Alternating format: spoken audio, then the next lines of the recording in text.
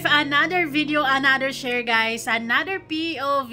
So ngayon guys, magbibigay tayo ng point of view sa dalawa sa mga TikTok videos nilang Rachel kung saan ay gusto kong i-share sa inyo and pag-uusapan lang natin. Anyways, bago ang lahat, don't forget to support and subscribe Kuya Val Santos Matubang, Ate Edna Vlog, Kalingap, Brabrowell of Malala, Rachel Morales Vlog at sa lahat ng team Kalingap. Syempre guys, maraming salamat sa support at pagmamahal nyo sa aming mga KRORD. Grabe naman guys, no? nakakawala ng self-confidence yung katabi ko. Ang fresh, baby face. Pero that's how it is. Yun yung aludi natin, yun yung langga natin.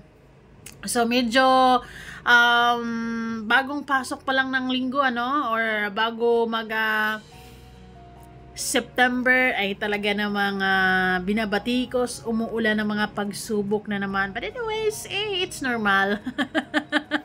Immune na tayo dapat sa community na meron talaga mga problema. 'Di ba? Dapat kapag nandito ka sa Sokmed, dapat matibay ka. Matibay ang puso. Excuse me, guys. So, ito. Kahapon, sobrang maraming nangyari. Sobrang maraming umuugong or maraming mga negatibong usapin gawa ng unang-una sa mga hugot post nilang Rachel na nami-misinterpret. Pangalawa, nakita nilang hindi suot yung singsing. Pangatlo, kasama nilang Rachel yung kaibigan niya. And hindi nag-live si Dodong, 'di ba? So yung ibang mga fans kumbaga halo-halo na yung halo-halo na yung mga kung anong iniisip nila. But anyways, ginawan lang naman ang solusyon nilang Rachel with a twist. ganito gumawa ng solusyon ng mga magaganda, guys. Simplihan lang daw. Kayo naman, masyado kayo, nag-aaway-away pa kayo. Ganito lang ito lang sige. Kapag nandito ka, problema ko'y nabubura. Kapag nakasubaybay ka nga naman sa TikTok niya guys, talaga namang mabubura yung problema mo sa video na to. Bukod sa mapapangiti ka dahil ang ganda. Ay, may twist kasi yan Anyways, ulitin natin nabibitin ako guys.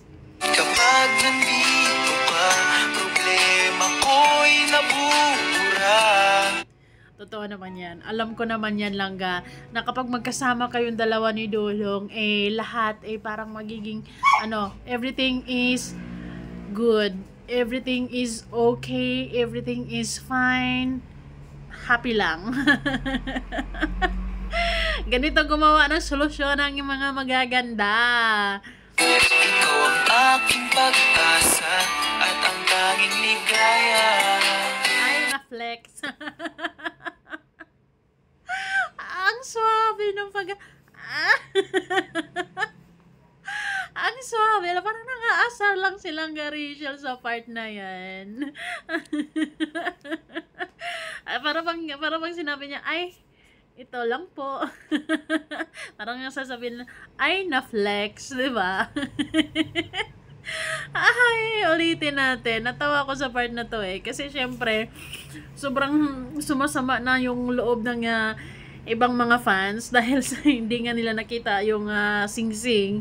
Pero, dinaan sa TikTok Ganito pa naman kaganda yung solusyon, Ikaw ang aking pag-asa at ang tanging ligaya. Simpleng flex lang. Ayan na. Ang sagot sa mga problema ng ibang fans natin dyan, ng ibang mga supporters ng ating maglangka, diba? Ay, nako. So, okay, tuloy natin. Well, kung iintindihin mo din yung lyrics mismo ng kanta, and para naman talaga, kumbaga, yung singsing na yan, sino bang nagbigay niyan? 'Di ba si Dodong? So talagang ang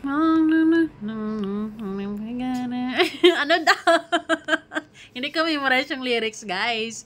Ulitin ko nga, hindi ko, parang ang ganda lang kasi ni Langga Rachel dyan. Fresh, matulog na nga lang, ganyan ka fresh, ganyan dapat, oh.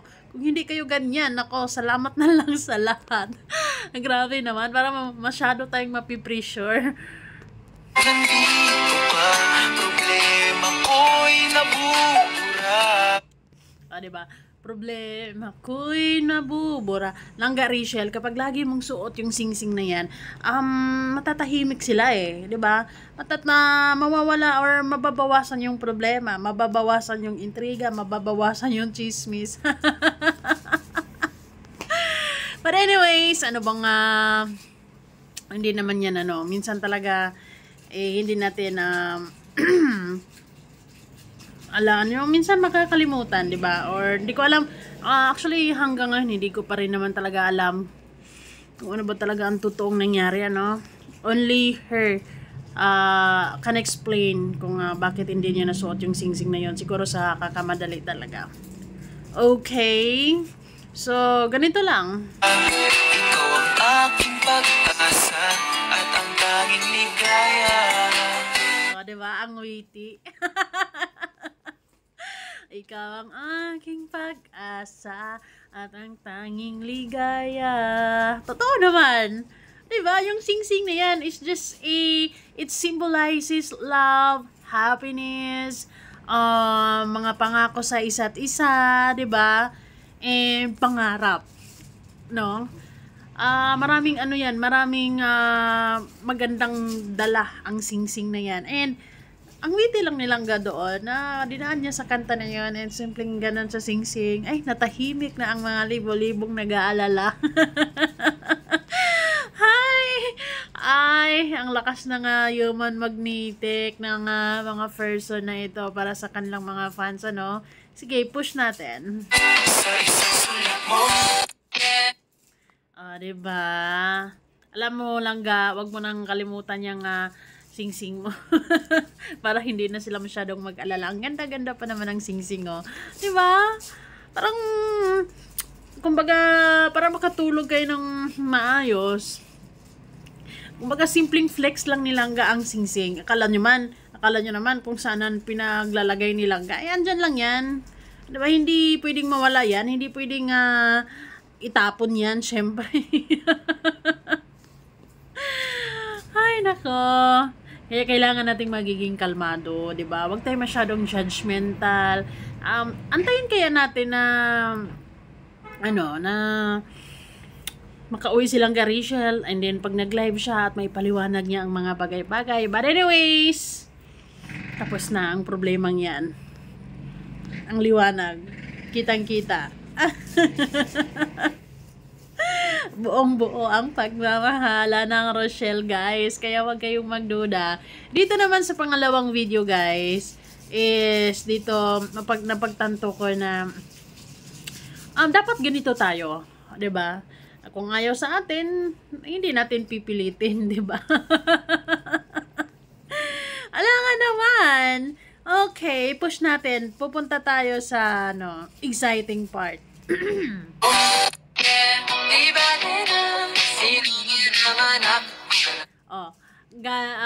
galing magpanggap yun pala, backstabber. Ay, bata-bata sa langit, natamaan bukol. Ay, syempre, sakit yun. Totoo naman talaga. Ayun Langga Rachel, wag mo nang damdamin yung mga ganito. Kasi dito sa Sukmed, wag mong asahan na lahat ng mga sinasabi dyan na kahit sasabihin pa na solid Rochelle o solid Rachel sila, darating yung panahon na hindi mo yan mapagkatiwalaan like 100%. They will stay on your side, 'di ba? Kasi yung mga tao ngayon sa Sukmed, madaling mabaling yung attention nila, madaling ma-discourage, ganon.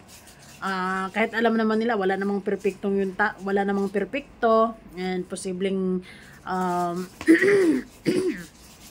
may magagawa ka na maano sila, ma-disappoint, ganun. Bigla na rin silang manlamig, ganyan. But anyways, ulitin nga natin itong banda dito. Oh! Wait lang. Sino ba naman ako para piliin niya, diba? Oh, 'di ba? Sino ba naman siya para piliin niyo, 'di ba? Totoo naman 'yan. Ang witty lang kasi nilang Garishel kasi minsan yung ano kung ano kasing nararamdaman niya. If she feels kilig, minsan nararamdaman natin through her shared post, ganun. And of course, wait lang guys. Through her shared post and at the same time sa mga TikTok, ganyan. Katulad nung una nating video, 'di ba? Yung kanta na 'yon. 'Di ba? Simple. Simpleng pag-flex lang ng sing-sing. And if you really understand the lyrics, talagang yun, tugmang-tugma, swak na swak, 'di ba? And this time, itong pangalawang video na to, para to sa mga backstabbers nating mga funny dyan. And I think it's normal, di ba? Ayoko nang ipilit ang sarili sa'kin, di ako kilala. Ay, hindi na natin ipilit lang ga. Kasi kung ayaw, di ba? Kasi kung the more na ipilit mo yung sarili mo sa ayaw mo, mas lalong mas lalong magti-trigger, di ba? Mas lalong parang mali ang dating sa kanila. Mas maganda yung mahal ka nila, sinusuportahan ka nila unconditionally, 'di ba? Mas maganda yung sinusuportahan ka kasi love ka nila, unconditional love, support lang sila, ganon. Maganda yung tanggap ka from head to foot. Ay. 'Di ba? Dapat ganito yung mindset natin kasi mostly sa ngayon, lalo na sa mga Gen Z ngayon, masyado nilang inaalala, masyado nilang binibig deal din yung mga komento ng ibang tao. Kapag wala namang ambag yung tao na yan sa buhay mo, let it go. Ano ba? Kapag wala namang ambag yung tao na yan sa buhay mo, let it go. Huwag nating pilitin ng mga ayaw. Ganyan lang talaga yan. And for her to say it, it's just so witty for me because dinadaan niya sa kanta and it's up to you on how you guys understand it. But then if you really understand sa lyrics mismo, malalaman mo na. 'Di ba? Malalaman mo na. Hindi na kailangan pang i-memorize 'yan kasi Tagalog 'yon. Anyways, bitin ako sa part na 'yon kaya ulitin natin. Kapag nandito ka, problema ko'y nabura. Ang pretty, 'di ba? From sa mga actually itong mga TikTok na to, it takes only 15 seconds but then I think it's enough na masagot nilang Garishel yung kailangang sagutin. Pero syempre hindi lahat makakaintindi niyan. 'Di ba? Ikaw ang aking pag-asa at ang tanging ligaya. Diba? Ang galing. Ang galing ng twist. I love it. Sa isang sulat mo, di ba nila, sino ba naman ako para piliin niya, diba? Ay, langga. You know what? Just stay who you are. And let people like you for who you are and ayun. Stay pretty lang, ganun. Di bali na nga may malalaman ka na, ayun, binabackstab ka, malalaman ka na ganito, ganyan, kaibigan mo, akala mo totoo sa'yo, pero hindi. Akala mo nakasuporta sa'yo, pero hindi. Carry lang yan, di ba? Let it go.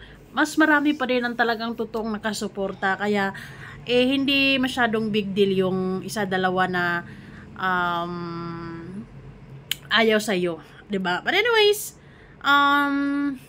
life must go on, 'di ba? Life must go on.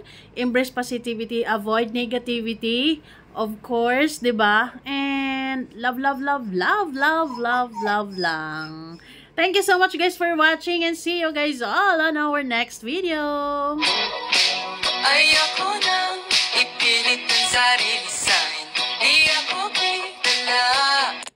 Ang witty, di ba? Anyways, bye guys!